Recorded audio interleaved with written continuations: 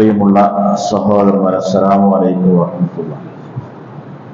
ഇമാം മുസ്ലിം ഉദ്ധരിച്ച ഹദീസിൽ ഉഖബത്ത് ഇബ്നു ആമിർ റളിയല്ലാഹു അൻഹു പറയുകയാണ്, റസൂലുള്ളാഹി സ്വല്ലല്ലാഹു അലൈഹി വസല്ലമ ഒരിക്കൽ ഞങ്ങളോട് വളരെ കണിശമായ ശാസന രൂപത്തിൽ പറഞ്ഞു, ഇയ്യാകും വദ്ദുഖൂല അലൻ നിസാ, നിങ്ങൾ അന്യ സ്ത്രീകളുടെ അടുക്കൽ പ്രവേശിക്കുന്നത് നിങ്ങൾ വളരെ സൂക്ഷിക്കണം കേട്ടോ എന്ന്. അപ്പൊ കൂട്ടത്തിൽ ഒരാൾ ചോദിച്ചു, അഫറഅയ്തൽ ഹമുവ, ഹമുവിനെ കുറിച്ച് എന്താണ് അഭിപ്രായം നബി എന്നാണ്. ഹമു എന്ന് പറഞ്ഞാൽ ഭർത്താവിന്റെ ജ്യേഷ്ഠൻ, അനുജൻ, അവരുമായുള്ള പുരുഷ ബന്ധുക്കൾക്കാണ് ഹമു എന്ന് പറയുന്നത്. അവർക്ക് പോകാൻ പറ്റുമോ? നബി കുറച്ചുകൂടി ഗൗരവത്തോട് പറഞ്ഞു, അൽ ഹമു അൽ മൗത്തു, അവരാണ് മരണം എന്ന് പറഞ്ഞാൽ അവരാണ് ഏറ്റവും അപകടം എന്നാണ് ഹദീസിന്റെ ആശയം. അപ്പൊ നമ്മൾ നമ്മുടെ ജീവിതത്തിൽ ശ്രദ്ധിക്കേണ്ട ഒരു വലിയ വിഷയമാണ്. നമ്മൾ സത്യത്തിൽ ആള് സോഷ്യലാണ്, ഞങ്ങളങ്ങനെ സോഷ്യൽ ഫാമിലിയാണ്, ഞങ്ങൾ അങ്ങനെയാണ് ഇങ്ങനെയാണൊക്കെ നമുക്ക് ഭംഗിയായിട്ട് പറയാം. ഇസ്ലാമിന് കുറെ അതിർവരമ്പുകളൊക്കെ ഉണ്ട്, അത് പാലിച്ചേ മതിയാവും.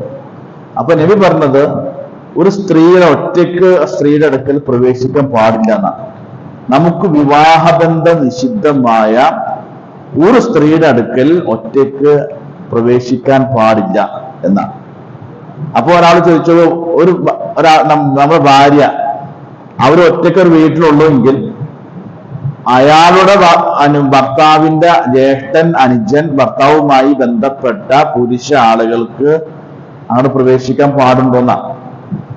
എന്തെങ്കിലും സാധനങ്ങൾ കൊണ്ട് കൊടുത്തു പോകുന്നതിനെ കുറിച്ചല്ലേ പറഞ്ഞത്. നബി പറഞ്ഞത് അവർ ഏറെ അപകടം ചെയ്യുന്ന, ഏറെ അപകടം ചെയ്യും.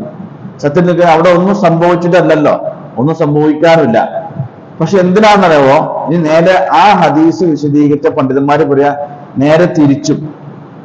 നബി ഇവിടെ പുരുഷന്മാരെ കുറിച്ചാണ് പറഞ്ഞെങ്കിൽ ഭാര്യയുടെ അനിയത്തി, ഭാര്യയുടെ ജ്യേഷ്ഠത്തി, അതുമായി ബന്ധപ്പെട്ട സ്ത്രീകളുടെ അടുക്കിലേക്ക് പുരുഷന്മാര് ചെല്ലുന്നത് നിങ്ങൾ സൂക്ഷിക്കണമെന്ന. തീരെ പോകാൻ പാടില്ല, സൂക്ഷിക്കണം. കാരണം എന്താണ്, ഇസ്ലാം ഒരു കാര്യം നിഷിദ്ധമാക്കുമ്പോൾ ആ വസ്തുവല്ല നിഷിദ്ധമാക്കിയത്, ആ ഘടകമല്ല, നേരെ മറിച്ച് അതിലേക്കുള്ള വഴി വരെ എന്ത് ആയിട്ടുണ്ട്, ഇസ്ലാം വളരെ കർക്കശമായി അടച്ചിട്ടുണ്ടെന്ന് അർത്ഥം.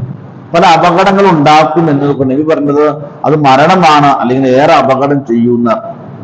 അപ്പൊ നിങ്ങൾക്ക് അത് നിങ്ങൾ ചർച്ച ചെയ്ത പണ്ഡിതന്മാരെ എടുത്തു പറഞ്ഞതൊക്കെ ആക്കിയാൽ, ഷേഖ് ഇബ്നു ബാസിനോട് ചോദിക്കുന്നുണ്ട്, അങ്ങനെയാണെങ്കിൽ ഒരാൾക്ക് അയാളുടെ ഭാര്യയുടെ അനിയത്തിയെ സ്വന്തം കാറിലിരുത്തി അയാളും ഭാര്യയും ആ കൊണ്ടുപോകാൻ പാടുണ്ടോ? ഇബ്നു ബാസ് പറഞ്ഞത് പാടില്ല എന്നാ. അപ്പൊ നമ്മുടെ ഭാര്യയുടെ അനിയത്തിയെ ബൈക്കിൽ ഇരുത്തി കൊണ്ടുപോകണതോ, അതൊക്കെ ആ ഗണത്തിലേക്ക് വരുമെന്നാണ് അവർ പറയുന്നത്. എന്ന് പറഞ്ഞത് നമ്മൾ നോക്കുമ്പോ അത്ര ഗൗരവമില്ലെങ്കിലും സൂക്ഷിക്കേണ്ട കാര്യങ്ങളാണ്, അപകടങ്ങൾ ഉണ്ടാകും.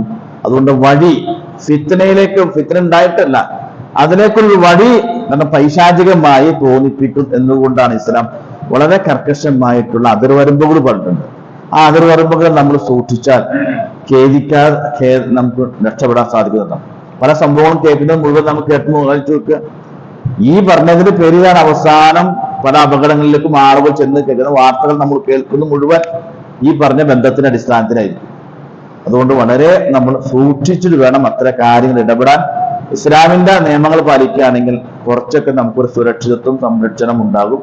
അള്ളാഹു അനുഗ്രഹിക്കുമാറാകട്ടെ. അസ്സലാമു അലൈക്കും.